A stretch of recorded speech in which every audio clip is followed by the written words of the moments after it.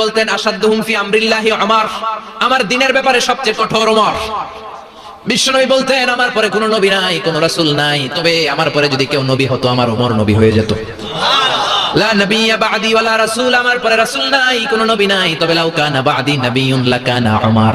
প্রভু তুমি বলেছো রাসূল দেবে না, বলনি দেবে না ওমর, বলনি দেবে না হামজা তারিক, খালিদ বিজয়ী সমর। প্রভু তুমি বলেছো রাসূল দেবে না, বলনি দেবে না ওমর, বলনি দেবে না হামজা তারিক, খালিদ বিজয়ী সমর। প্রভু তুমি বলেছো রাসূল দেবে না। আল্লাহু আকবার। মদিনায় যত মুনাফিক ছিল জমের মতো ভয় পাইতো সাইয়েদনা ওমরকে। শয়তানদের লিডার ইবলিসও ভয় পেত ওমরকে।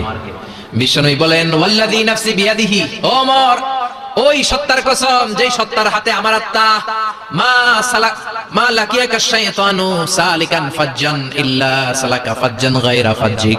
ওরে ওমর, শয়তান যদি তোমারে কোনো রাস্তায় দেখে, ইবলিস যদি তোমারে কোনো রাস্তা দিয়ে হাঁটতে দেখে, ইবলিস ওই রাস্তা রেখে দিয়ে অন্য রাস্তা দিয়ে হাঁটে। ইবলিসও সাইয়েদনা ওমর ফারুককে দেখলে, এই রাস্তা দিয়ে দেখলে ওর বাপের কি জীবনে রাস্তা দিয়ে হাঁটবে না, এই রাস্তা ধুইয়া ওই আরেক রাস্তা ধরে চিল্লায় পড়েন আল্লাহু আকবার।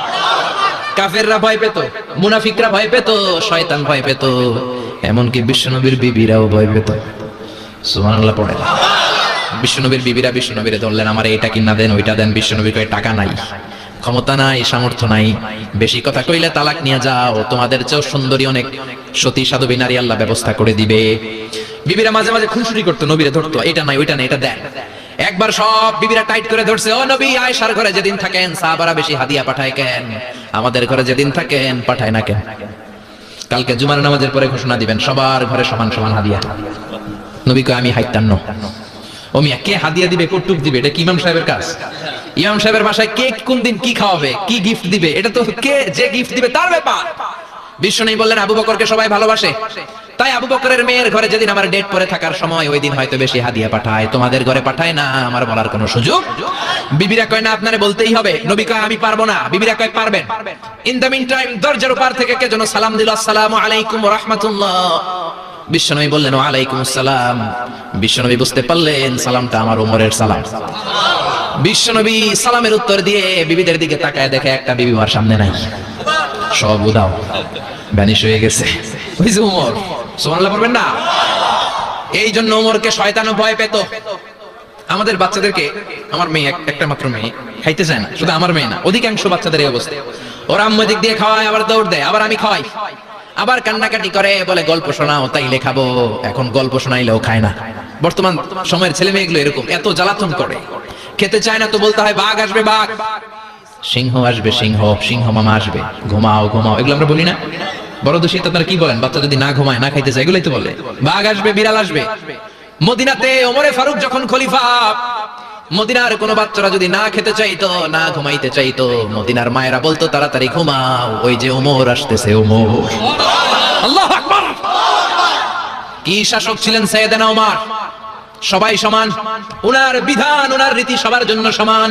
মদ খাওয়ার অপরাধে নিজের কলিজার টুকরা ছেলে আবু শাহমাকে 80টা বেত মেরেছে। হাদিসটা দাঈফ, তবে শিক্ষা আছে আমাদের জন্য। 80টা বেত মেরেছে। এক রাওয়ায়াতে পাওয়া যায় বেত মেরে ছেলেটাকে আহত করে ফেলেছে, আর এক রাওয়ায়াতে পাওয়া যায় পিটাতে পিটাতে ছেলেটাকে দুনিয়া থেকে শেষ করে ফেলেছে। ছেলের মুখে গন্ধ পেয়েছে। আর শরীফতা খামরান, কিরে মদ খাইছস? কয় না বাবা, শরীফ তো নাবিজ, আমি নাবিজ খেয়েছি। নাবিজ খাওয়া যায়।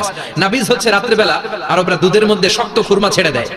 1 কেজি দুধের মধ্যে 10টা শক্ত খুরমা ছেড়ে দিলে সকালবেলা দুধের কালারটা সাদা থাকে না, শক্ত খুরমার রস টেনে ওটা লাল হয়ে যায়, খেতে বড় মজা, এটাকে বলে নাবিজ। কিন্তু সকালেই খেতে হবে। ওইটারে যদি 3 দিন জমায় রাখেন, 4 দিন জমায় রাখেন, ওইটাও গাঞ্জা হয়ে যাবে, ওইটাও তারি হয়ে যায়, মদ হয়ে যায়। সাইয়েদনা ওমরের ছেলে এই কাজ করেছেন, একটু তারির স্বাদ নেওয়ার জন্য 4 দিন রেখে দিয়েছে। সাইয়েদনা ওমর বললেন কি খাইছস? কয় মদ খাই নাই। নাবিজ খাইছস? এদিকে আয়। ইফতাহ ফামাক, মুখ খোল। হা করার পরে মুখের সামনে নাক নিয়ে গন্ধ দেখে, মদের গন্ধ, কলারটা ধরে মসজিদে নববীতে নিয়েছেন। ইন দা মিন টাইম মসজিদে নববীতে জোহরের নামাজ হয়। নিজের ছেলেকে মসজিদে নববীর উস্তানা বলে, উস্তানাতু মসজিদুন নববী, মসজিদে নববীর পিলারে বেঁধেছেন। যেহেতু উনি খলিফা, মসজিদে নববীর ইমাম, জোহরের নামাজের ইমামতি করলেন। সালাম ফিরালেন, আসসালামু আলাইকুম ওয়া রাহমাতুল্লাহ, আসসালামু আলাইকুম ওয়া রাহমাতুল্লাহ। সালামের পরে বললেন মাকানাকুম ইনদানা হাদ, সুন্নতের পর বসে যাবেন, আমাদের একটা হদ আছে। আল্লাহর দেয়া যে বিধান, বিচার, এটাকে আরবিতে বলে হাদ, প্লুরাল হচ্ছে হুদুদ। আমাদের হুদুদ আছে। মানে গুরুদণ্ড আছে, বসবেন। হাজার হাজার মানুষ সবাই ওযু করে যখন ঢুকতেছিল দেখে আবু শামা পিলারে বাঁধা। সবাই তো আশ্চর্য, কি আজীব তামাশা, প্রেসিডেন্টের পোলা বাঁধা। নামাজের পরে বাইরে আসার পরে হাজার হাজার মানুষ তাকিয়ে আছে। কানাঘুষা শুরু হয়ে যায়। সবাই বলে কি হয়েছে? ওমর কয় আমার টানাটানি করা যাবে না। এই যে থামেন থামেন, এখন টানলে কি হবে আমি জানি, খুব বিশৃঙ্খলা হবে। দাঁড়াই শুনলে ডাবল সওয়াব। আমি চলে গেলে একবার আপনারা টানাটানি করে ঢুকেন। কথা শুনতেছেন তো? মনোযোগ আছে? লোকদের মধ্যে কানাঘুষা। প্রেসিডেন্টের ছেলে, কেউ কয় ওমর মনে হয় মারবে না, যেহেতু নিজের ছেলে তো একটু ধমকি দিয়ে ছেলে দিবে। কেউ বলে না, ওমর তো এত সহজ মানুষ না, মদের বিচার তো 80টা বেদ, মনে হয় 40টা মারবে।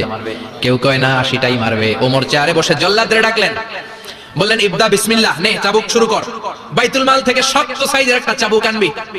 জল্লাদ চাবুক এনে দাঁড়ালেন। ওমর বললেন ইবদা বিসমিল্লাহ, শুরু কর। জল্লাদ মারতে শুরু করেছে। ওয়াহিদ, ইতনাইন, তালাতা, 3টা মারার পরে এক থাপ্পড় মেরে জল্লাদকে 3 হাত দূরে ফেলে দিলেন। ধমক দিয়ে বললেন তুই চাবুক মারস নাকি চাকরি বাঁচাস? আসলে জল্লাদ কিন্তু আস্তে মারে নাই, দেহের যত জোর ছিল জোর দিয়ে মেরেছে, কিন্তু ওমরের পছন্দ হয় নাই। ওমর বলে আইন্দাকা তালাতা আইন্দে ওয়াহিদ, তোর হিসাবে চাবুক মারা হয়েছে 3টা, আমি ওমরের হিসাবে মায়ের হয়েছে 1টা।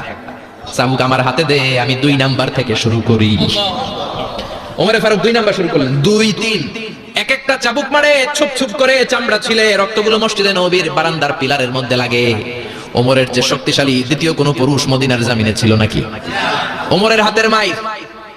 ছেলেটা চিৎকার দিয়ে বলে বাবা, ও আব্বা, আর মদ খাবো না, ছেড়ে দেন, আর খাবো না। মদ তো আমি খাই নাই, আমি খেয়েছি নাবিজ, 3-4 দিন রাখার কারণে একটু মাতলামি হয়েছে আমার। আব্বা এবারের জন্য ছেড়ে দেন, আর খাবো না। ওমরের কঠোর হৃদয়ে কোনো দয়া মায়া আসে না, মারতে লাগলেন। এবার আবু শাহমার মা, ওমরের বউ, পায়ের মধ্যে ওমরের পায়ে পড়ে ডেকে বলে ওমর, আমার কলিজার টুকরা ছেলেটারে মারিস না। 30টা বাড়ি মারা হয়েছে, আর বাকি 50টা বাড়ির জন্য এক একটা চাবুকের বিনিময়ে আমি এক একটা ওট আল্লাহর রাস্তায় সদকা করব রে ওমর। সাইয়েদনা ওমর বলে এর নিয়ে যাও। আবু শাহমার মা ওট দিয়ে আল্লাহর জাইন, চাবুকের বাড়ি থেকে একটা বাড়িও কমানো যাবে না, 80টা বাড়ি দেয়া পর্যন্ত পৃথিবীর কোন শক্তি আবু শাহমারে আমার হাত থেকে ছুটাতে পারবে না। আবু শাহমার মা কাঁদতে লাগলো। ওমরের মনে দয়া মায়া হয় না। 40টা বাড়ি মারার পরে ছেলে বেহুশ, 50টা মারার পরে আবু শাহমা দুনিয়া থেকে শেষ। সবাই নিস্তব্ধ নীরবতা, পিন ড্রপ সাইলেন্স, পিনপতন নীরবতা। রাগে তখন গড়গড় করছে ওমর। সাইয়েদনা ওমর বললেন গোসল দে, জানাজা দে, কবর দে। কবর দেওয়ার পরে ওই কবরের উপর 51 নাম্বার থেকে মারা শুরু করলেন। 52, 53, 60টা, 70টা, 80টা চাবুকের বাড়ি কবরের মধ্যে বিশাল বিশাল বড় বড় বাড়ি মেরে আঘাত করে আল্লাহরে ডেকে বললেন আল্লাহ, আমার ছেলে হওয়ার কারণে, প্রেসিডেন্টের ছেলে হওয়ার কারণে আমি পার্সিয়ালিটি করি নাই, একটা চাবুকের বাড়িও কম দেই নাই। কিয়ামতের দিন তুমি আমারে জালিমদের কাতারে দাঁড় করাতে পারবা না। আল্লাহু আকবার। ওই ওমরের শাসন যদি দেশে থাকতো, দেশটারে মদিনা বানাইতো কে? এখন রিকশাওয়ালার পোলার জন্য এক নিয়ম, প্রধানমন্ত্রীর পোলার জন্য আরেক নিয়ম, কুলিওয়ালা ঠেলাওয়ালার জন্য এক নিয়ম, প্রেসিডেন্টের মেয়ের জন্য আরেক নিয়ম। জোরে বলেন ঠিক কিনা? সবার জন্য যদি এক নিয়ম হতো, চুরি করলে যদি হাত কাটা হতো, জিনা করলে যদি পাথর মেরে গর্দানটা উড়িয়ে দেয়া যেত, বাংলার জমিনে আর কোনো চোর আর জিনাখোর পাওয়া যেত না। চুরি করলে হাত কাটো কার আইন? তবে এটা কলা চোর, মুরগি চোর, ডাব চোর, আম চোর না।